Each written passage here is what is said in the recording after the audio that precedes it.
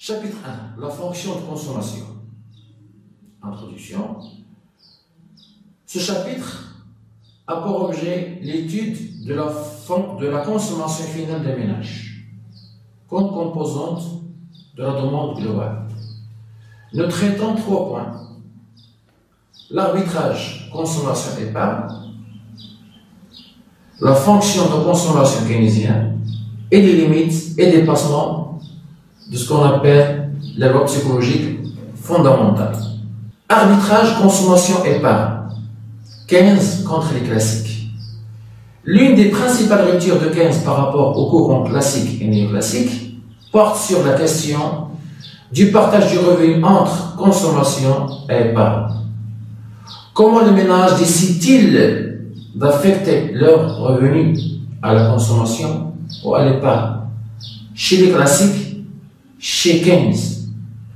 Pour stimuler et soutenir la croissance, faut-il relancer la consommation ou encourager l'épargne? Pour les classiques, la problématique est la suivante: arbitrage, consommation, épargne. Donc pour les classiques, le choix porte sur la décision d'épargner. L'épargne dépend du taux d'intérêt. L'épargne est une source d'accumulation du capital. Par contre, la consommation est un résidu. 15. Pour 15, l'excès d'épargne est à l'origine de l'excès de l'offre.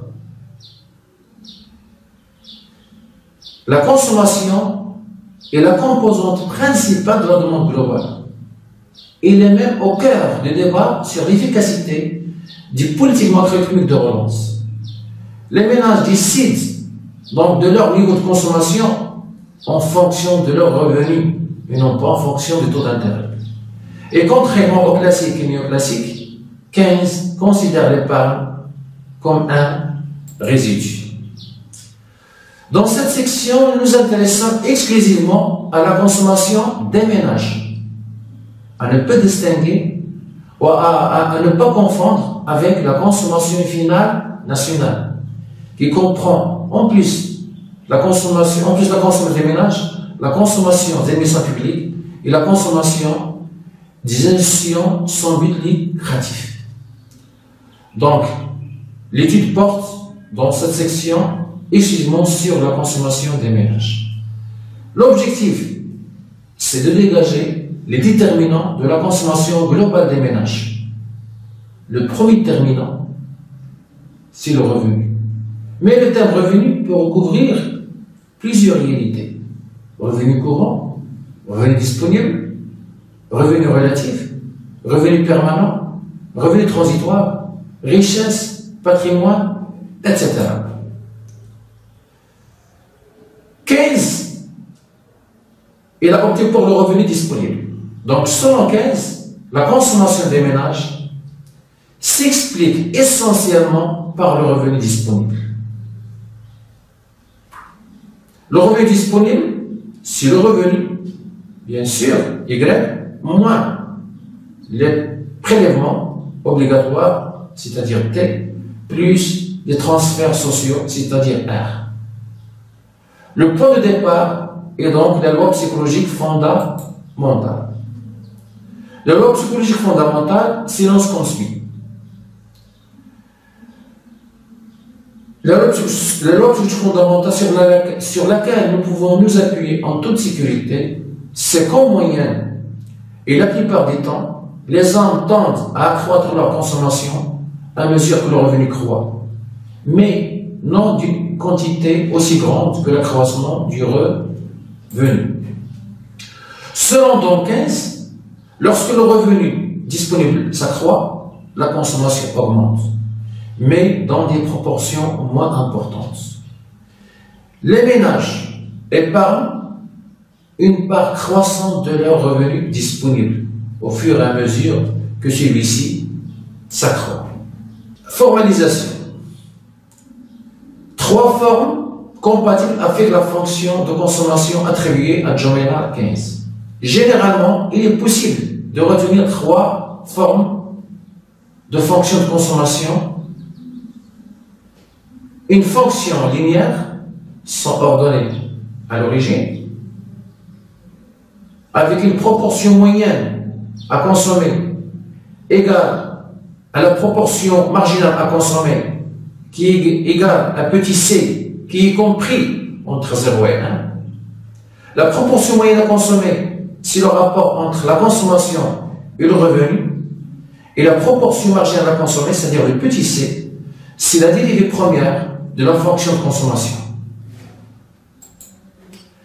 La deuxième fonction, c'est la fonction affine, une fonction linéaire avec ordonnée à l'origine. La proportion moyenne à consommer est décroissante lorsque le revenu s'élève et il est en même temps supérieur à la proportion marginale à consommer. La troisième fonction, c'est la fonction concave. C'est une fonction non linéaire avec ordonnée à l'origine.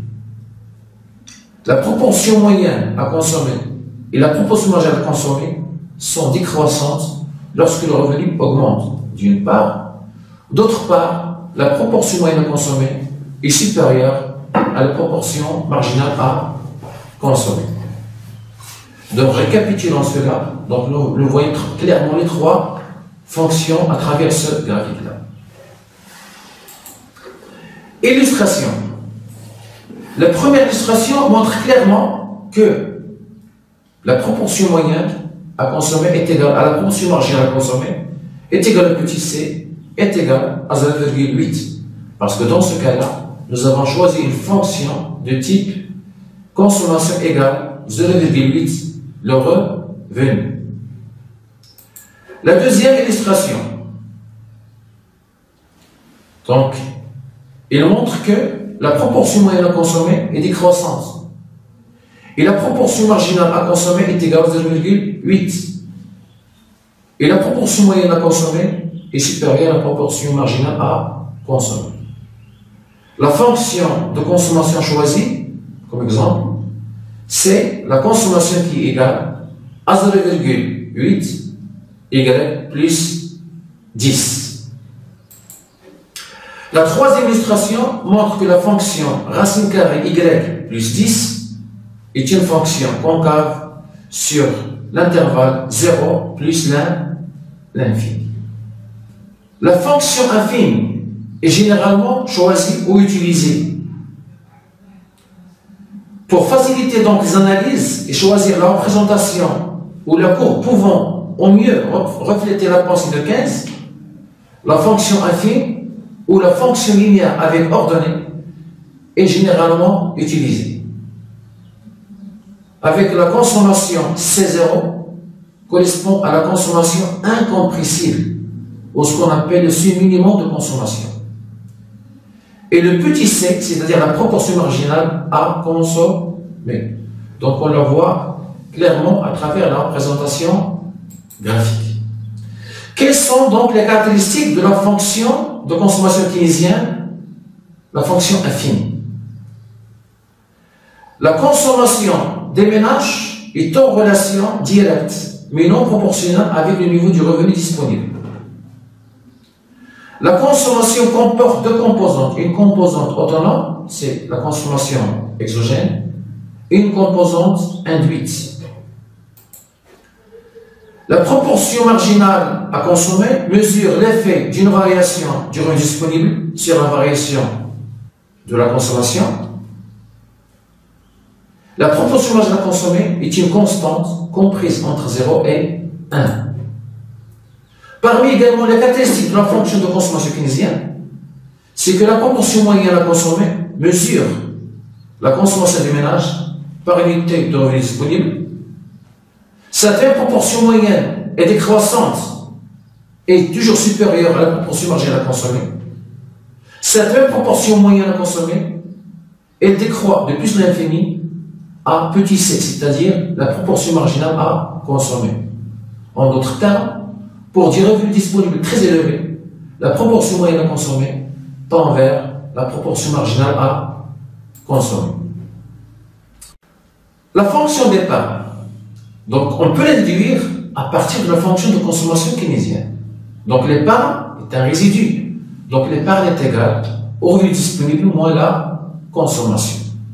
Exemple, la fonction de consommation, par exemple, C est égal à 0,8, YT plus 100, donc l'épargne est égale à combien? Est égale à 0,2 revenu disponible moins 100. Donc le petit s représente la proportion marginale à épargne. Quelles sont les caractéristiques de la fonction d'épargne? D'abord, l'épargne est un résidu. La proportion marginale à épargner mesure l'effet de variation d'unité du revenu disponible sur la variation de l'épargne. La proportion marginale à consommer, la proportion marginale à épargner est constante et comprise entre 0 et 1. La proportion marginale à consommer plus la proportion marginale à épargner est égale à 1. Puisque l'épargne plus la consommation est égale au revenu disponible.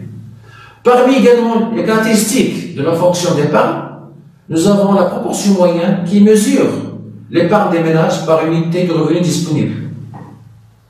La proportion moyenne est décroissante et toujours inférieure à la proportion marginale à épargner. La proportion moyenne à épargner, il croît de moins l'infini à petit s, c'est-à-dire la proportion marginale à épargner.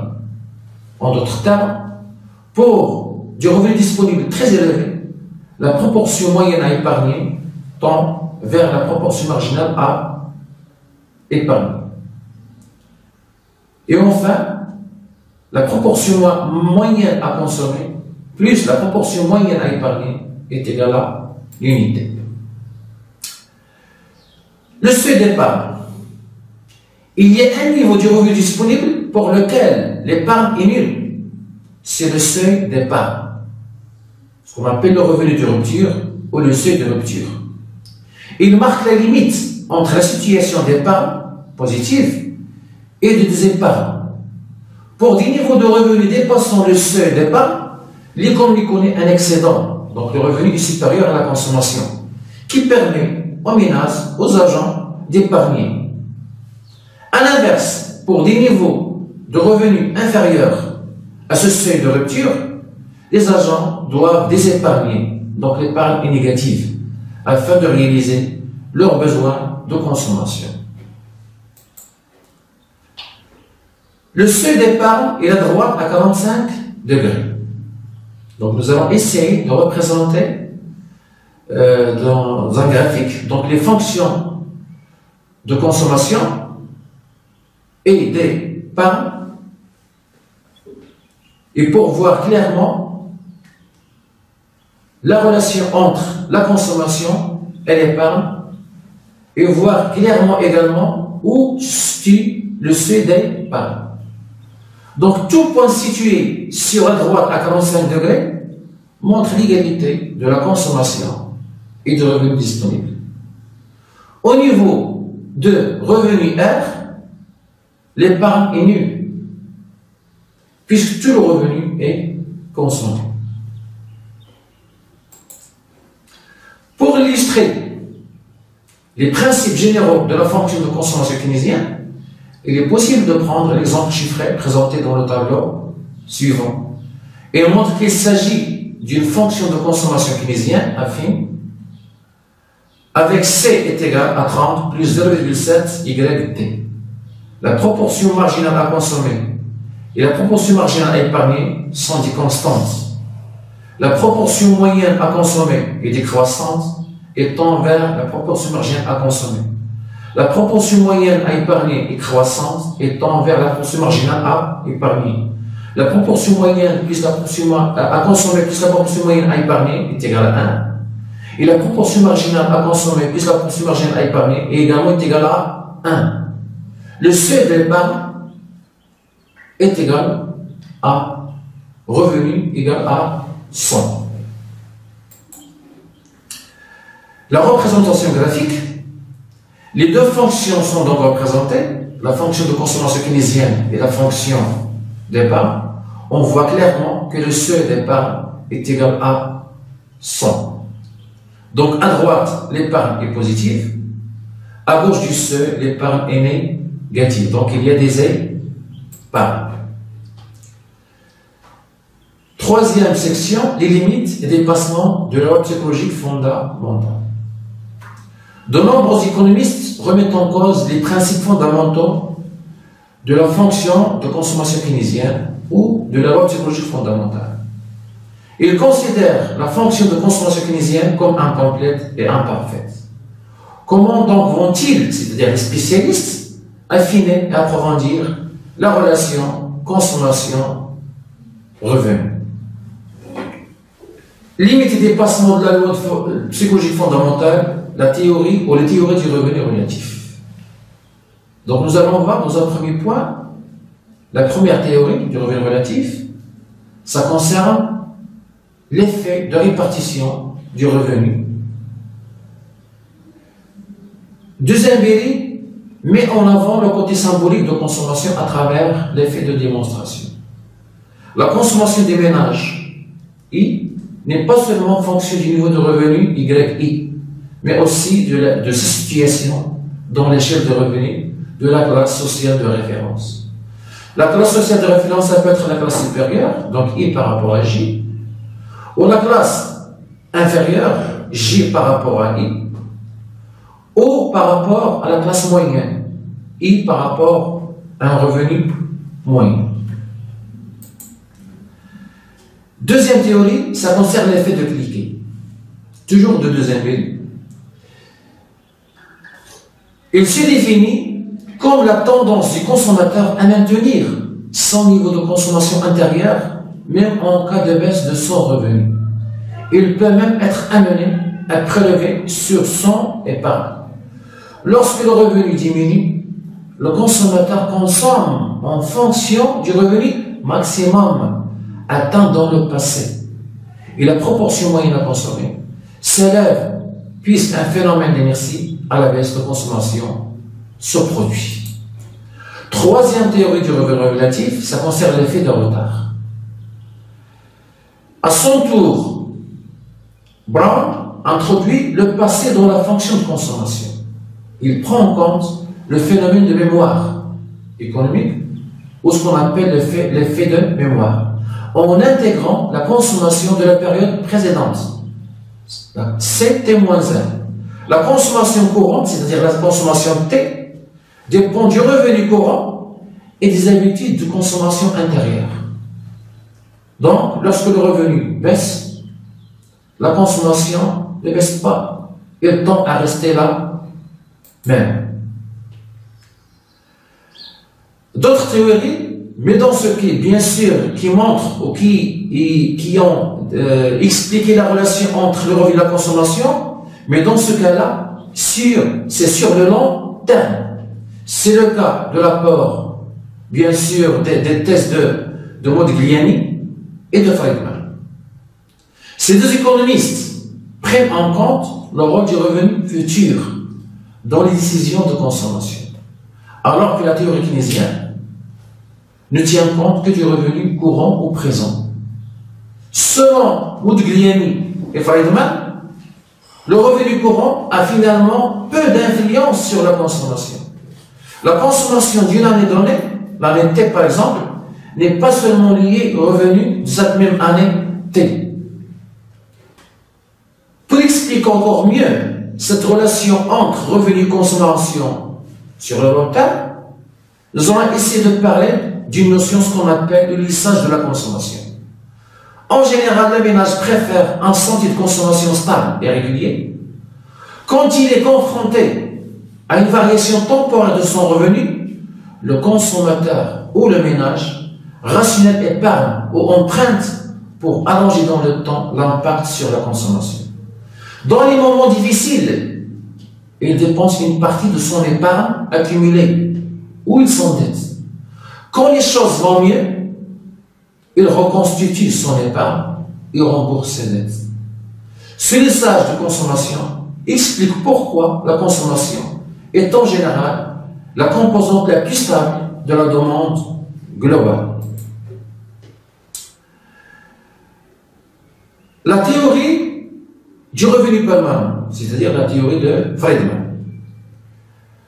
La fonction de consommation proposée par Friedman s'appuie sur la théorie du choix intertemporel du consommateur. Il prend en compte la notion du revenu permanent. Selon lui, le revenu courant se décompose en deux types de revenus. Le revenu permanent, sur lequel le ménage peut compter avec une assurance, et le revenu temporaire, le revenu transitoire, qu'il peut percevoir de temps à autre. Le revenu permanent est un revenu annuel stable sur une longue période. Mais en même temps, le revenu permanent est un revenu fictif. La seule relation stable qui existe donc sur une longue période entre revenu et consommation unit revenu permanent et consommation permanente. Pour maintenir constant son revenu de consommation au cours de sa vie, la personne concernée, le ménage ou le consommateur, dépenserait chaque année un montant équivalent à son revenu permanent. Revenu transitoire. Le revenu transitoire est une composante instable du revenu, ne jouant qu'un rôle négligeable dans les décisions de consommation. Elle dépend de fluctuations de court terme. Il s'agit exactement d'un accroissement du revenu courant dû à des heures, par exemple, supplémentaires, aux aléas des activités économiques, un chômage rémunéré, etc. Elle est continuellement ajustée dans le temps en fonction de l'écart entre le revenu courant observé et le revenu permanent anticipé. Diagramme ou droite à 45 degrés. Revenu courant est égal au revenu permanent. Nous proposons une détermination graphique du revenu courant et permanent à l'aide d'un diagramme à 45 degrés. Traçant une droite à 45 degrés, passant par l'origine, tout point situé sur cette droite à 45 degrés représente l'égalité entre revenu courant et revenu permanent. Ajoutons maintenant un troisième type de revenu, le revenu transitoire, et traçons une nouvelle fois la courbe du revenu courant avec revenu courant égal revenu permanent plus revenu transitoire, et cela conformément à la définition de Friedman du revenu permanent. Les points notés A, B, C, D et E représentent les points où le revenu transitoire est égal à 0, c'est-à-dire l'égalité entre revenu courant et revenu permanent. Entre les points A, B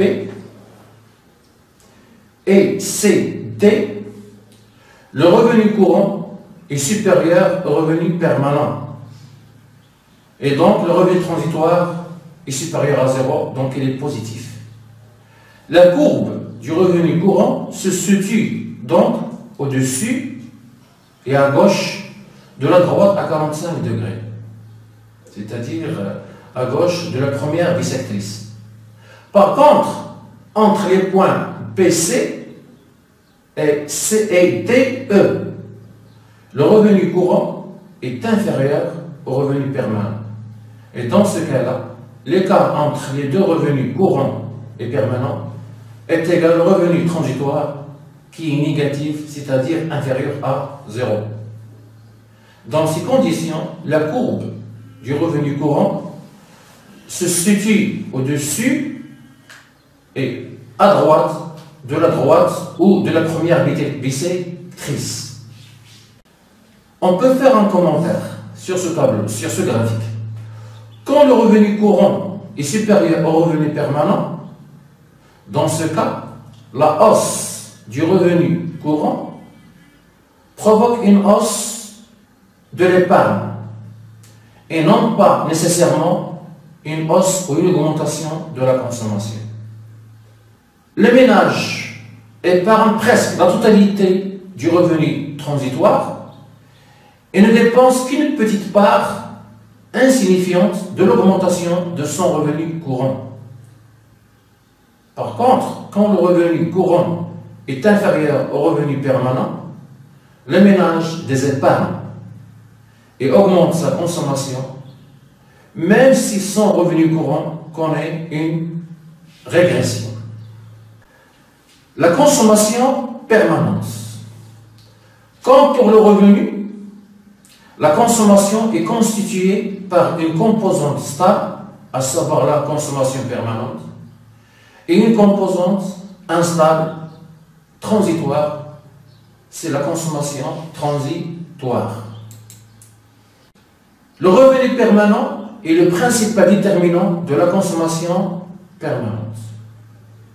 En effet, le consommateur prend ses décisions de consommation en tenant compte non seulement de son revenu qu'il perçoit à un moment donné, au temps T, mais surtout de ses revenus qu'il prévoit, les revenus futurs.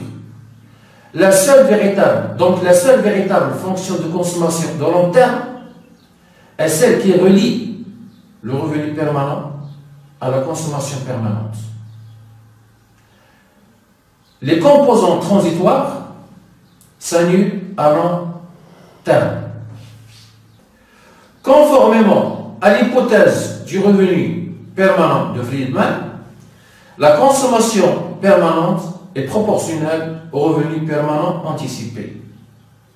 Ainsi, si le revenu permanent augmente, alors la consommation permanente augmente également. Mais à une augmentation du revenu courant, la consommation permanente n'augmente pas nécessairement. Et cela, bien sûr, contraire à la fonction de consommation keynésienne. Par contre, une augmentation de la consommation permanente est l'aboutissement et le corollaire et le résultat d'une augmentation du revenu permanent.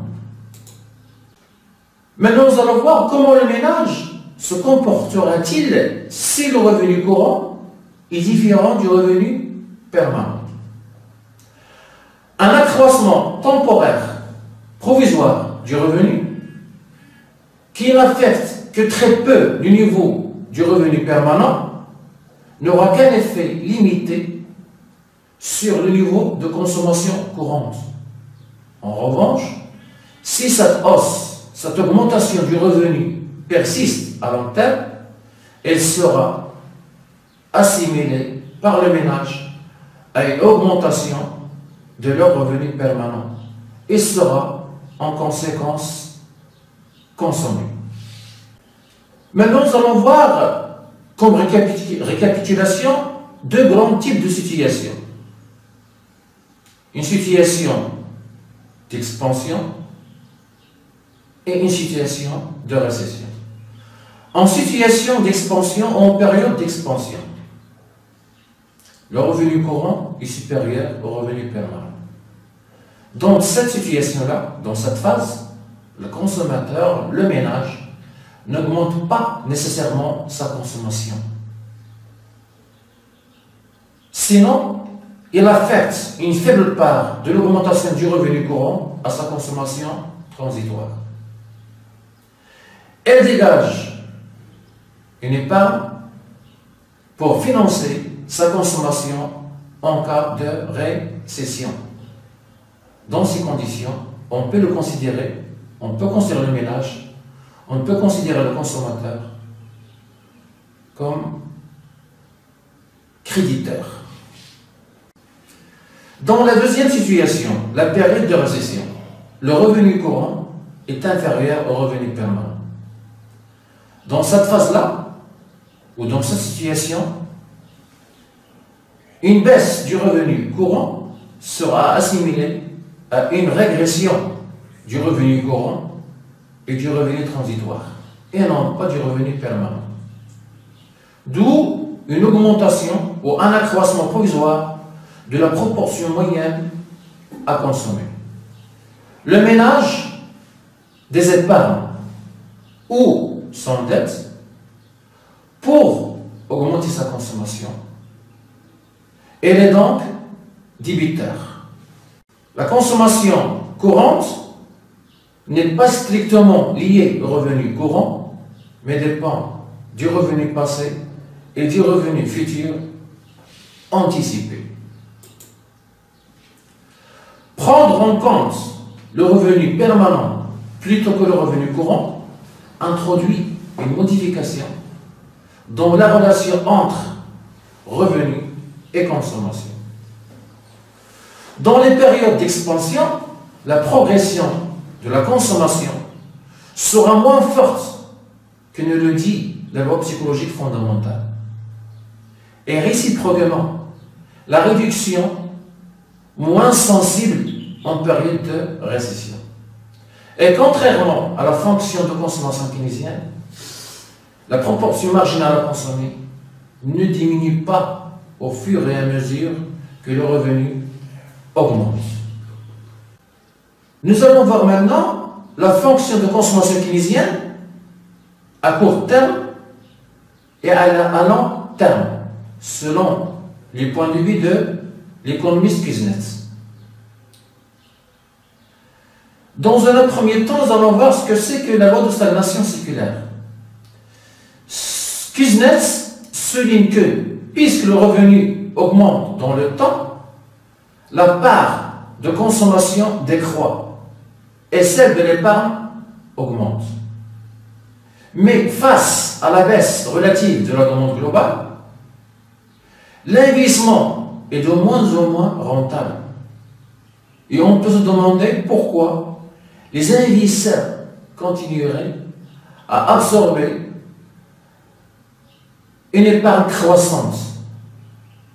À long terme, le processus de croissance doit donc s'arrêter.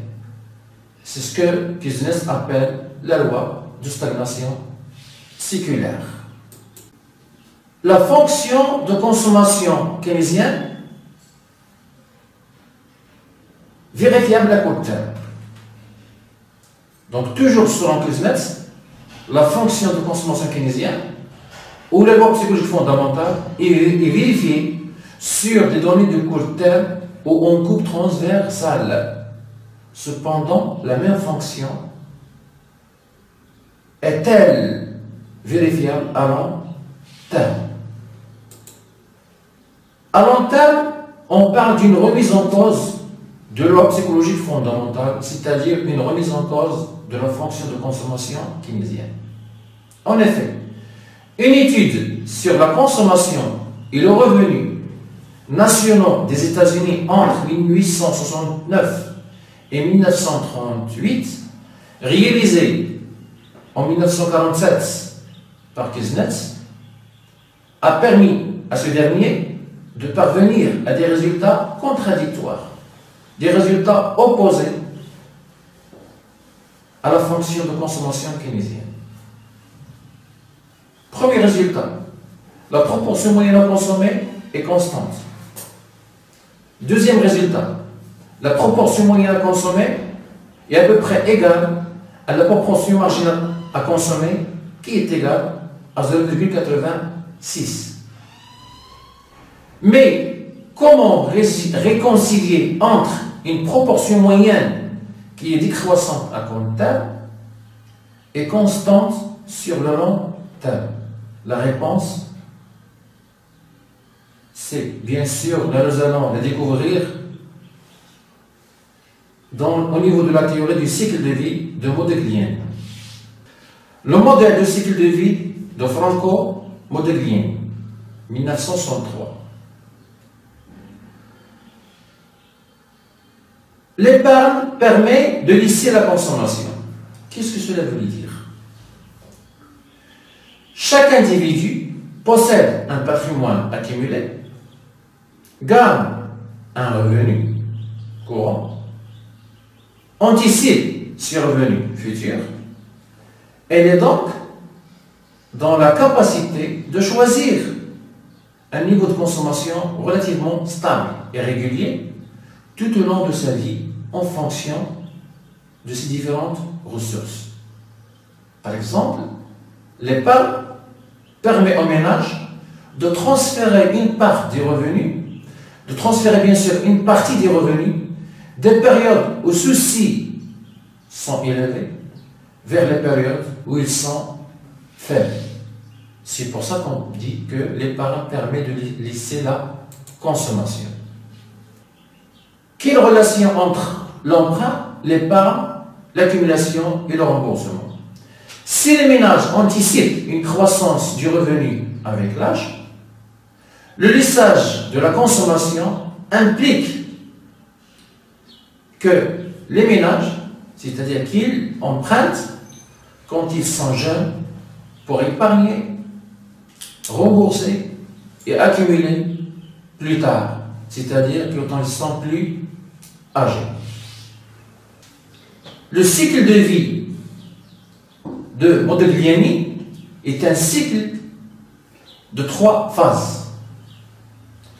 L'individu ou l'agent, durant son cycle de vie, passe par 3 phases de gestion optimisée de son patrimoine ou de ses ressources d'une manière générale. Il essaie de lisser sa consommation entre les années de jeunesse, c'est la période où il peut emprunter. Les années de travail, c'est la phase de désendettement de l'épargne et de l'accumulation.